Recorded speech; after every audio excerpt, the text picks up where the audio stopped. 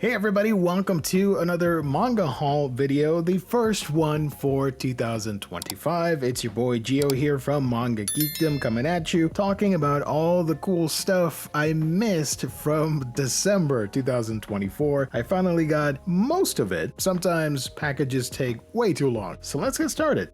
This was actually one of my Christmas gifts, Trigun Maximum Deluxe Edition Hardcover Volume 3 from Dark Horse Comics. It was the one Dark Horse book that I was very much looking forward to this past month of December, and I am so happy to get this. I am a big fan of Trigun. This is the first time that I'm reading Maximum, and it is so exciting. We're only 2 volumes away from having the entirety of Trigun in this hardcover format. That is so cool to me.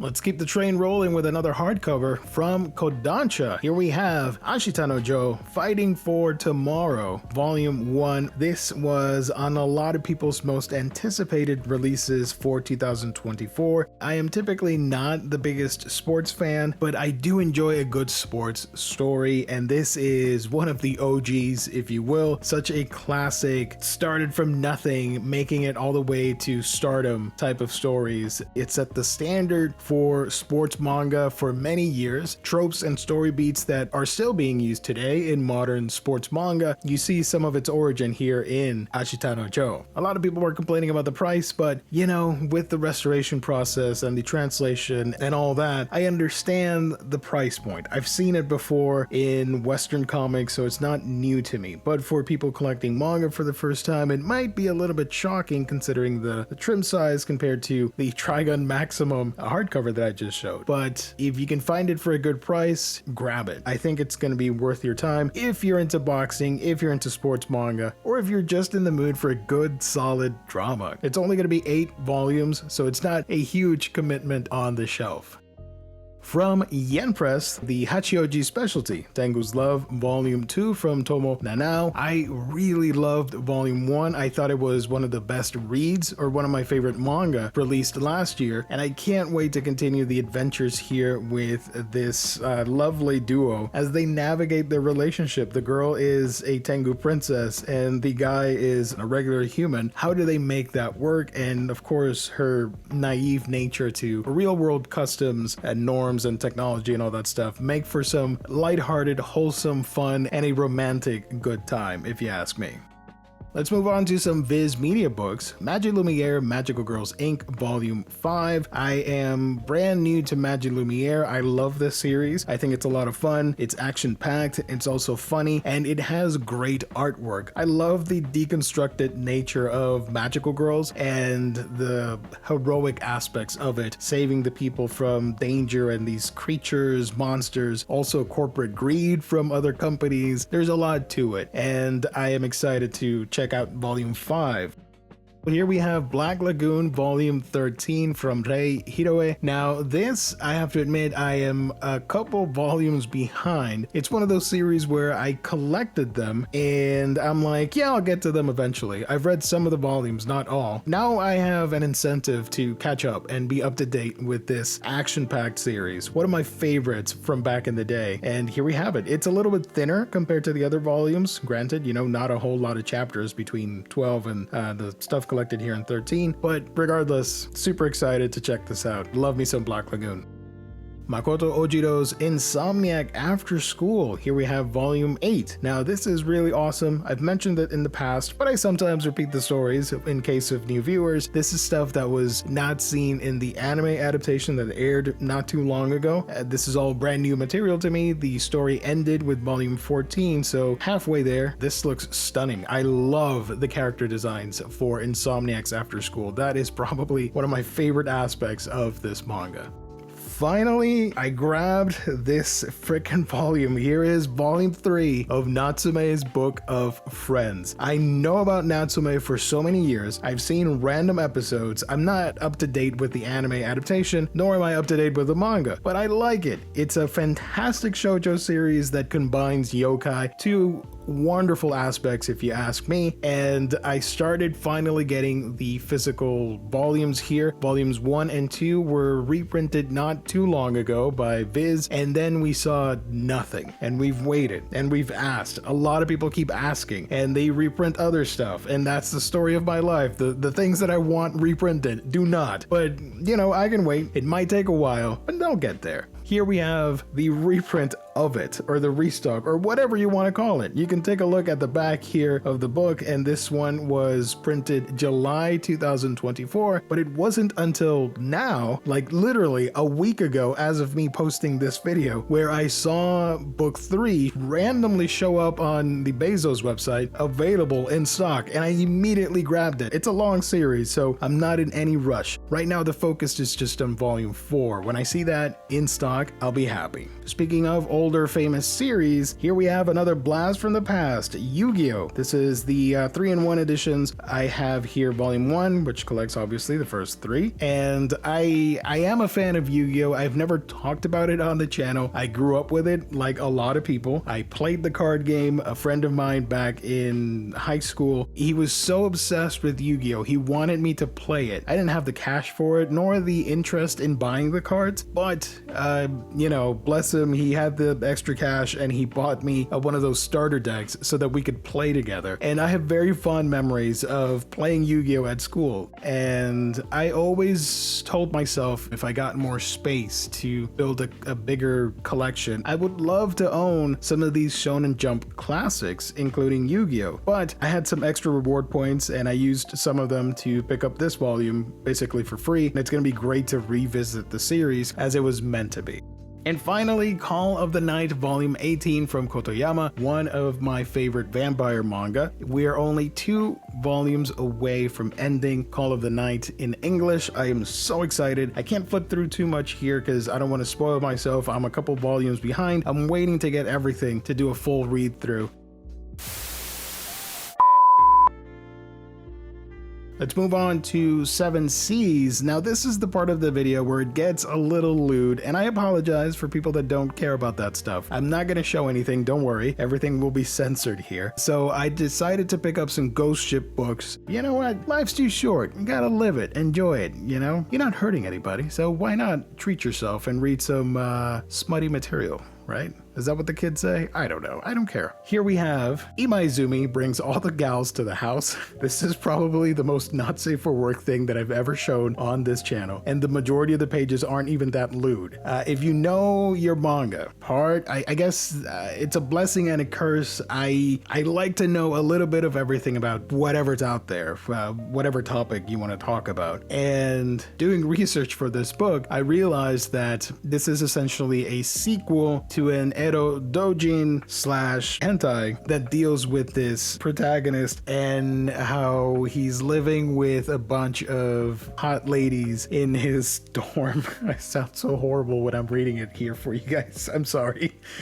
And this is the sequel to it. This is the safer work version. You're only going to see personalities displayed throughout. You're not going to see the stuff happening, you know. I don't want to get too graphic with this video. So it actually brings more of a rom-com aspect, introducing characters, plots, drama, and all that stuff. That is part of the reason why I wanted to pick it up, to see the evolution of something that started out as something completely different and ended up in this route, where you actually have plot and not just fan service. So I wanted to experiment a little with this book and maybe potentially in the future create some sort of video on this and other ghost ship titles.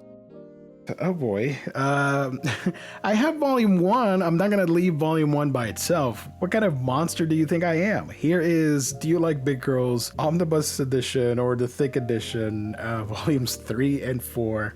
It is a very funny softcore, well, I shouldn't say soft because it's not, hardcore ecchi manga that technically doesn't go into the Edo Dojin because you don't really see stuff happening down below. It's all censored, but but you do see everything on top and all the shenanigans that these characters get themselves in. I will say, the only page I can show in this volume, there is a scene where the characters are filming a movie and one of the girls is dressed in this mecha outfit and is fighting another character who is dressed as a kaiju monster. And those are two things that I am a huge fan of. I'll just leave it at that.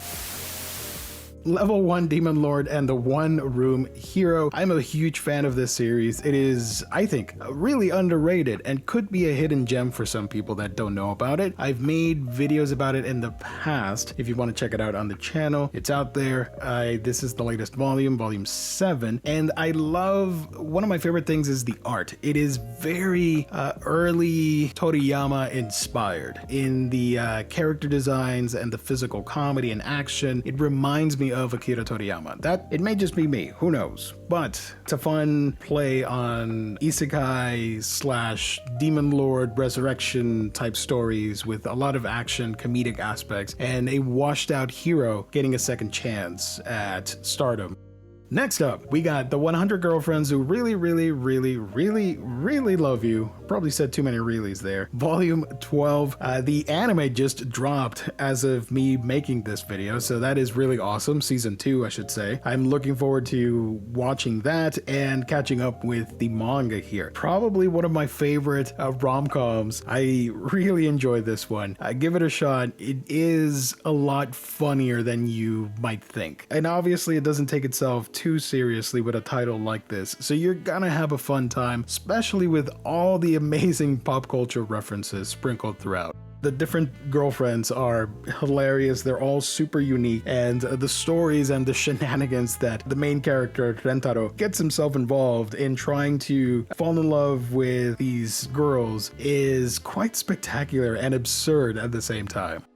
One of my favorite ongoing manga, Kimono Jien, volume 14. This is like my dream manga where you take yokai lore and you mix it with battle shonen in a perfect package. It's a shame that the anime did not take off and we never got an announcement for season 2, but here's the manga, the original source material. What more could you need?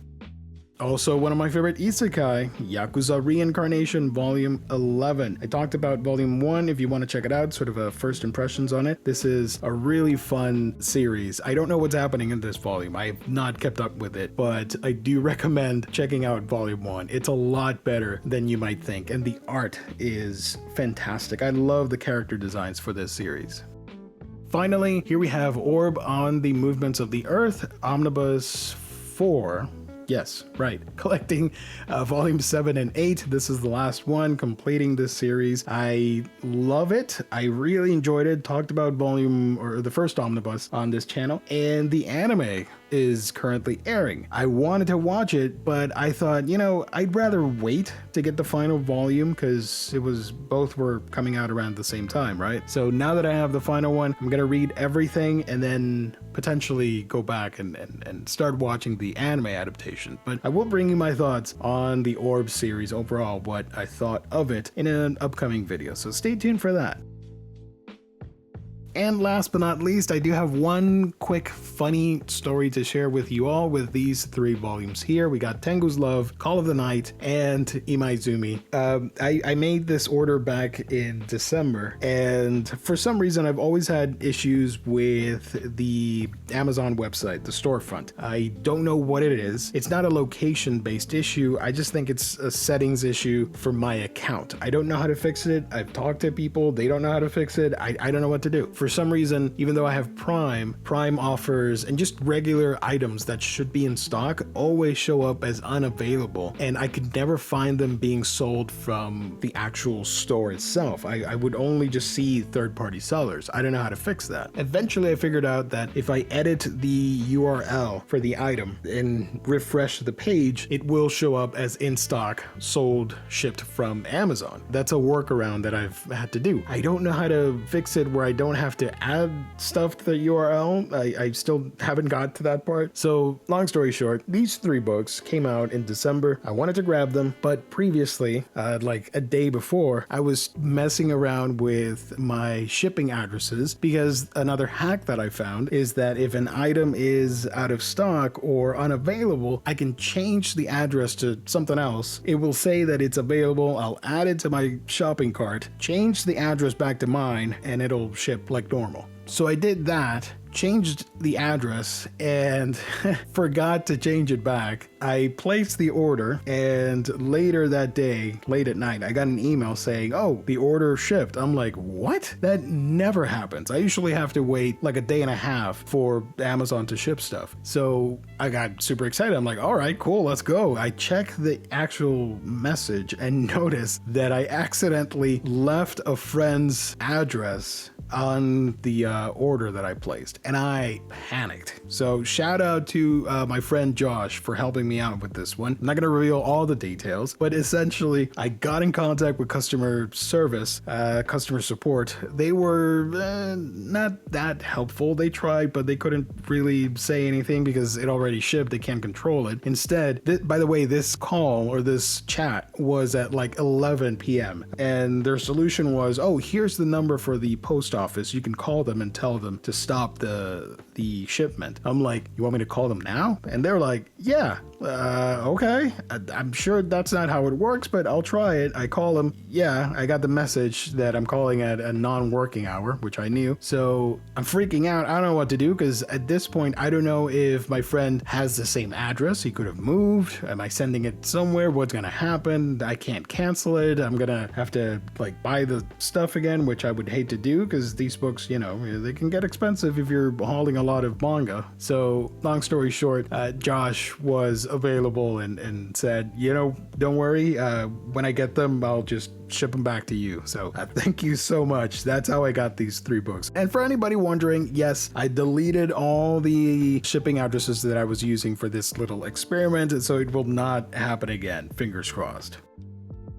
Okay, there you go. That is the manga haul, but we do have a little bit more. We have some anime. Just one release that I left out from the previous video. I kind of forgot to include it. I picked up the first Blu-ray set for Ranma. Now, the thing is that I don't have the room to collect Rumiko Takahashi books, and I've always wanted to collect them because I love her work. She is one of the GOATs. So one of the things I've always said is that if I ever get a bigger space for my bookshelves and can create a library, which is something that I've always wanted to do, I would love to pick up as much as I can from Rumiko Takahashi. I only have select works like Maison Ikkoku, Mermaid Saga, and stuff like that, which are much smaller in comparison to, say, Inuyasha. So Ranma will have to wait a little bit. Thankfully, there's the anime adaptation, which is what we have here. A legendary anime. It was one of those comedic classics that people will talk about. I've seen random episodes, but I've never sat down and watched the whole thing. Now, part of the reason I got this is because I watched the new remake from Studio Mappa. I really enjoyed it, and I liked it so much that I thought, okay, I want to collect Ranma in some form. So for Black Friday, set 1 was going for $14.99, something like that. So pretty good deal in my opinion for 26 episodes. Okay, that's it. That is the manga haul video for the month of January, the first manga haul for 2025. Thank you everybody for joining me on this journey. I really do appreciate it. I got some interesting videos coming up, some on-screen appearances from yours truly, so I hope you stick around for that. I would appreciate it. Thank you for liking, commenting, subscribing, and of course being a part of this wonderful channel, this community that I'm building here, Manga Geekdom. If you'd be so kind, if you'd be interested in joining my Discord server, it's a lot of fun with a lot of wonderful people there. The link is in the description below. Thank you so much. That's it for now. God bless. Stay safe out there. I will catch all of you on the next one.